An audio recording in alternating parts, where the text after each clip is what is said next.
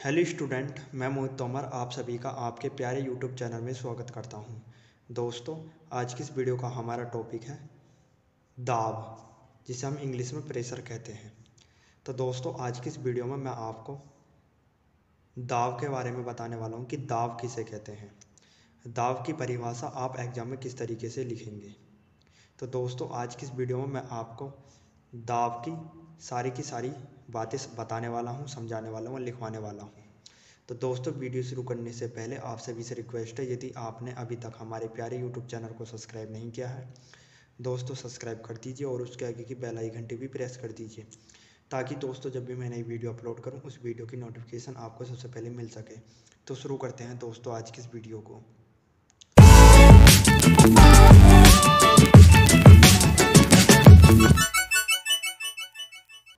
तो दोस्तों, पहले आपको हेडिंग डालनी है दाब। क्या हेडिंग डालनी है दोस्तों? दाब, जिसे हम इंग्लिश में क्या कहते हैं? प्रेशर कहते हैं। तो दोस्तों, पहले मैं आपको दाब के बारे में बताना चाहता हूँ कि दाब आखिर है क्या, किसे कहते हैं आखिर दाब। तो दोस्तों देखिए, किसी सतह के एकांक क्षेत्रफल पर लगने वाले बल को कहते हैं। तो दोस्तों, किसी सतह का जो एकांक क्षेत्रफल होता है उस पर जो लगने वाला बल होता है उसी को हम क्या कहते हैं दोस्तों?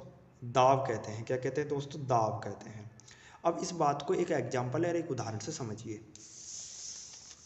दोस्तों, मान लीजिए ये मेरा एक क्षेत्रफल है, ठीक है दोस्तों।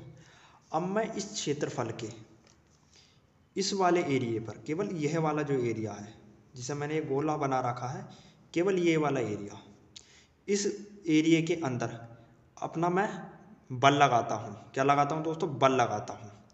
इतने वाले एरिए के अंदर, जितना ये गोला है, इस गोले के अंदर मैं क्या लगाता हूँ? अपना बल लगाता हूँ। तो जिस अनुपात में मैं बल लगा रहा हूँ या जिस वैल्यू में मैं बल लगा रहा हूँ, उस बल को इस गोले का जो क्षेत्रफल है उससे डिवाइड कर देंगे। जितना बल मैं इस गोले के अंदर लगा रहा हूँ उस बल को किससे डिवाइड कर देंगे? उस क्षेत्रफल की वैल्यू से डिवाइड कर देंगे।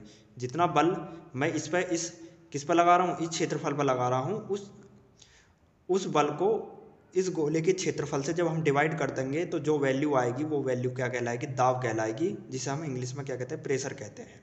तो दोस्तों, आपको समझ में आ गया होगा कि दाब किसे कहते हैं, ठीक है।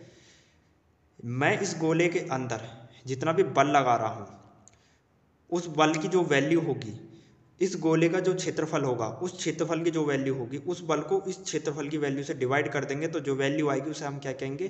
दाब कहेंगे, प्रेशर कहेंगे। क्या कहेंगे? दाब। ठीक है, तो आपको समझ में आ गया होगा दोस्तों दाब किसे कहते हैं। तो दोस्तों, आपको दाब तो समझ में आ गया कि दाब किसे कहते हैं, ठीक है। अब दाब की परिभाषा आप एग्जाम में किस तरीके से लिखेंगे? दाब किसी सतह के एकांक क्षेत्रफल पर लगने वाले बल को कहते हैं। इसे P से दर्शाया जाता है। तो दोस्तों, आपको इस तरीके से किसकी परिभाषा लिखनी है? दाब की परिभाषा लिखनी है, ठीक है। दाब की परिभाषा सेम आपको इसी तरीके से लिखनी है। दाब किसी सतह के एकांक क्षेत्रफल पर लगने वाले बल को कहते हैं। इसे P से दर्शाया जाता है। दोस्तों, दाब को P से प्रदर्शित करते हैं या दर्शाते हैं, ठीक है, यह निरूपित करते हैं। दोस्तों, दाब का जो सूत्र होता है अब उसको जानते हैं। तो दोस्तों देखिए, दाब बराबर होता है बल अपॉन क्षेत्रफल। क्या होता है दाब बराबर? बल अपॉन क्षेत्रफल। दाब को हम P से प्रदर्शित करते हैं या दर्शाते हैं, ये मैंने आपको थोड़ी देर पहले बता दिया है।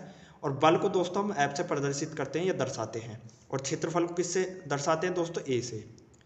तो दोस्तों, हम इस फॉर्मूले को इस तरीके से भी लिख सकते हैं, P बराबर F अपॉन A। P मतलब प्रेशर, F मतलब फोर्स और A मतलब एरिया, ठीक है। प्रेशर बराबर फोर्स अपॉन एरिया। हम इस तरीके से भी क्या लिख सकते हैं? दाब के फॉर्मूले को लिख सकते हैं। तो दाब बराबर क्या होता है? बल अपॉन क्षेत्रफल, ठीक है दोस्तों। पास्कल दाब की एसआई इकाई है जो 1 न्यूटन प्रति वर्ग मीटर के बराबर होती है। अब दोस्तों, दाब की जो एसआई इकाई है वो पास्कल होती है और एक पास्कल किसके बराबर होता है? 1 न्यूटन प्रति वर्ग मीटर के बराबर होता है, ठीक है। एक पास्कल किसके बराबर होता है? 1 न्यूटन प्रति वर्ग मीटर के बराबर होता है।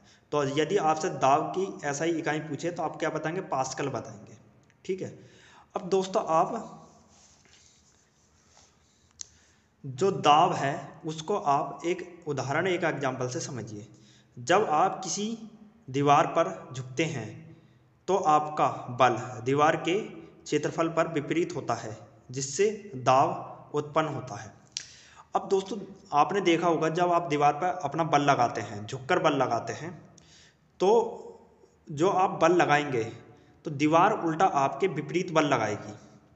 तो जो दीवार आपके विपरीत बल लगाएगी उसी से हमारे ऊपर एक क्या उत्पन्न होगा, दाब उत्पन्न होगा। क्या उत्पन्न होगा? दाब। ठीक है। तो दोस्तों आप उदाहरण में आप इस तरीके का भी एक उदाहरण दे सकते हैं।